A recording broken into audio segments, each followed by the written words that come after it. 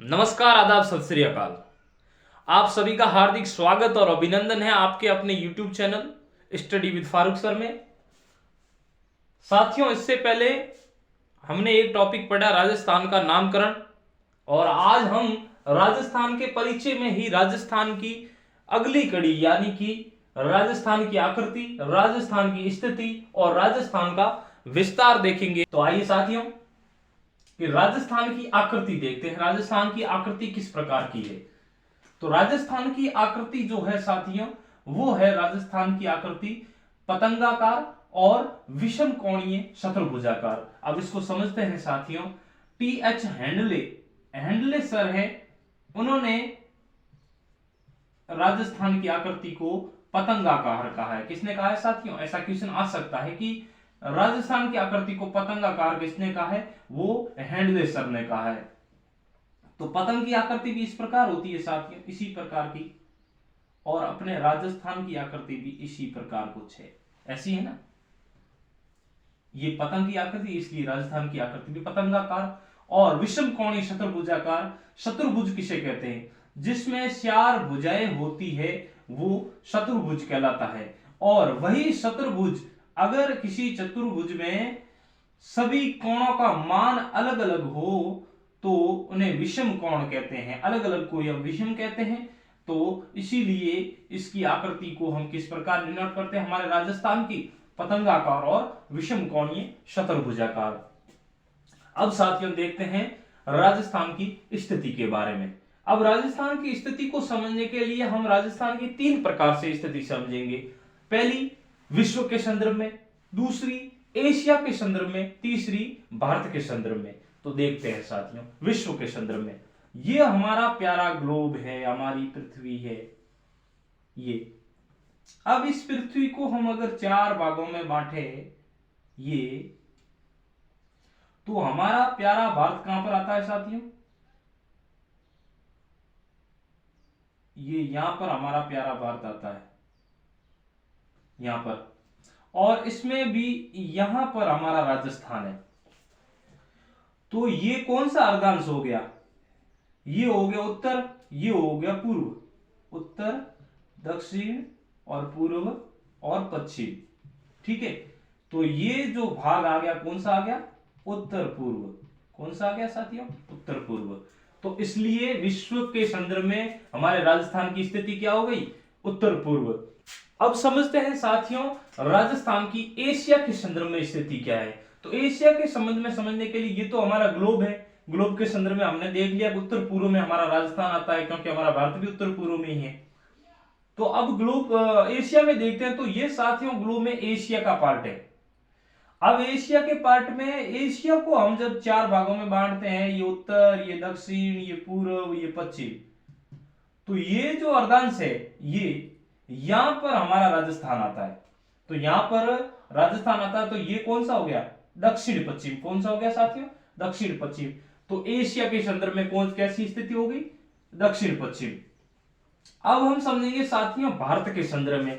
भारत के संदर्भ में राजस्थान कहां पर आता है? साथियों भारत के संदर्भ में समझते हैं कि भारत के संदर्भ में राजस्थान कहां पर है।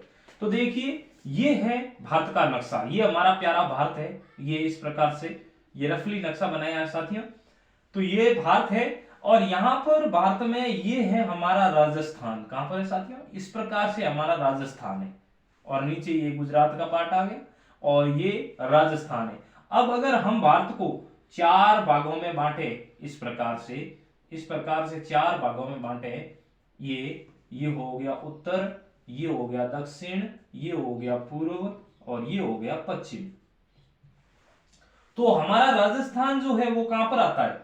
ये उत्तर पश्चिम पार्ट में आता है साथियों। ये तो हो गया पश्चिम पार्ट, और ये उत्तरी पार्ट। तो राजस्थान कहां पर आएगा? उत्तर पश्चिम में। राजस्थान की स्थिति क्या हो जाएगी? उत्तर पश्चिमी। तो आप सभी को राजस्थान की स्थिति के बारे में अब कोई डाउट नहीं रहा होगा कि अब हम देखते हैं साथियों राजस्थान का विस्तार कहां तक फैला हुआ है। राजस्थान का अक्षांशीय विस्तार। राजस्थान का अक्षांशीय विस्तार 23 डिग्री 3 मिनट उत्तरी अक्षांश से 30 डिग्री 12 मिनट उत्तरी अक्षांश। तो अक्षांशीय विस्तार 23 डिग्री 3 मिनट उत्तरी अक्षांश से 30 डिग्री 12 मिनट उत्तरी अक्षांश से 23 3 30 12। अब देशांतरी विस्तार देखते हैं। देशांतरी विस्तार है 69 डिग्री 30 मिनट से 78 डिग्री 17 मिनट पूर्वी देशांतर। 69.5 से 78 सतह पूर्वी देशांतर, क्योंकि ये पूर्व भाग में ही आता है, हमने अभी देखा ग्लोब में। तो अब देखते हैं कुल अक्षांशीय विस्तार कितना हुआ। तो 30 डिग्री 12 मिनट से 23 डिग्री 3 मिनट घटाते हैं तो हमें प्राप्त होता है साथियों 7 डिग्री 9 मिनट अक्षांश। इतना हमारा राजस्थान का अक्षांशीय विस्तार है। कुल देशांतरी विस्तार तो 78 17 में से 69.5 घटाते हैं तो हमें प्राप्त होता है 8 डिग्री 47 मिनट देशांतर। तो ये अक्षांशीय और देशांतरीय कुल विस्तार हो गया। अब देखते हैं राजस्थान की लंबाई उत्तर से दक्षिण कितनी है। तो उत्तर से दक्षिण लंबाई है 826 किलोमीटर और राजस्थान की पूर्व से पश्चिम जो चौड़ाई है वो है 869 किलोमीटर 869 और उत्तर से दक्षिण 826 किलोमीटर है। ये ध्यान देने योग्य बात है साथियों कि हमारा राजस्थान चौड़ाई में ज्यादा है जबकि लंबाई में कम है। ठीक है साथियों, अब देखते हैं राजस्थान का बिंदुओं के आधार पर विस्तार। बिंदुओं के आधार पर अक्सर प्रश्न पूछा जाता है कि राजस्थान का उत्तरी बिंदु कौन सा है, दक्षिणी बिंदु कौन सा है, पूर्वी बिंदु कौन सा है, पश्चिमी बिंदु कौन सा है। तो उत्तरी बिंदु इसको हम 3 प्रकार से समझेंगे। उत्तरी बिंदु को गांव को अलग से देखेंगे, वो गांव कौन से तहसील में है और कौन से जिले में है। तो उत्तरी बिंदु गांव है कोणा गांव। कौन सा गांव साथियों? कोणा गांव। और कोणा गांव कौन सी तहसील में आता है? गंगानगर में। कौन सी तहसील में? गंगानगर में। और वो तहसील है हमारे श्री गंगानगर जिले के अंदर। अब दक्षिणी बिंदु देखते हैं। तो दक्षिणी बिंदु है गांव बोरकुंड। कौन सा गांव है? बोरकुंड। बोरकुंड। और बोरकुंड है कहां पर? बोरकुंड तहसील कुशलगढ़ में है। कुशलगढ़ वही जहां से कर्क रेखा गुजरती है। अक्सर प्रश्न पूछा जाता है कौन सी तहसील से, कौन से स्थान से कर्क रेखा गुजरती है, वो कुशलगढ़ बांसवाड़ा का है। ठीक है, और जिला बांसवाड़ा। अब पश्चिमी बिंदु देखते हैं। तो पश्चिमी बिंदु गांव है कटरा गांव। कौन सा गांव है साथियों? कटरा गांव। कहां से कटरा है वो हमारे भारत को पाकिस्तान से काटता है, इसलिए ये कटरा गांव है। और वो कटरा गांव तहसील कौन सी है? सम। सम के दौरे आप सभी जानते ही होंगे। उस सम तहसील में जहां पर वर्षा का जो औसत मान है वो 0 माना जाता है।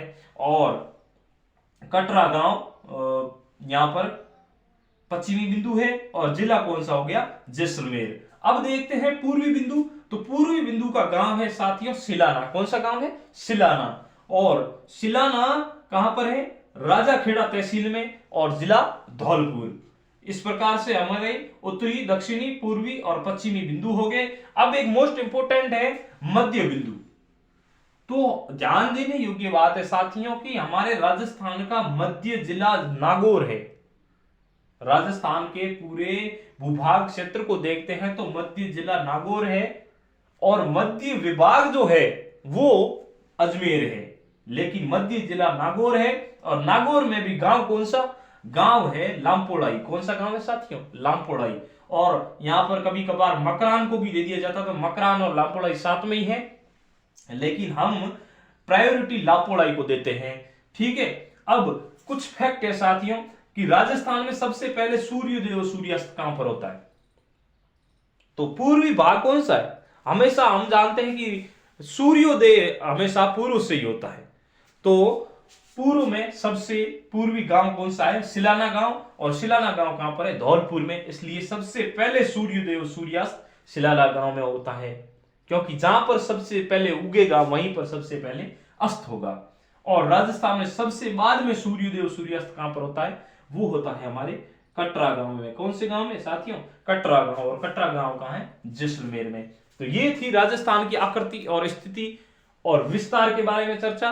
अगर आपको वीडियो पसंद आया हो और कुछ ज्ञानवर्धक लगा हो तो इसको लाइक करें और अपने दोस्तों के साथ शेयर करें और चैनल को सब्सक्राइब करें। रोज नए नए ऐसे ही वीडियो मैं लाता रहूंगा आपके साथ। तो धन्यवाद। जय हिंद।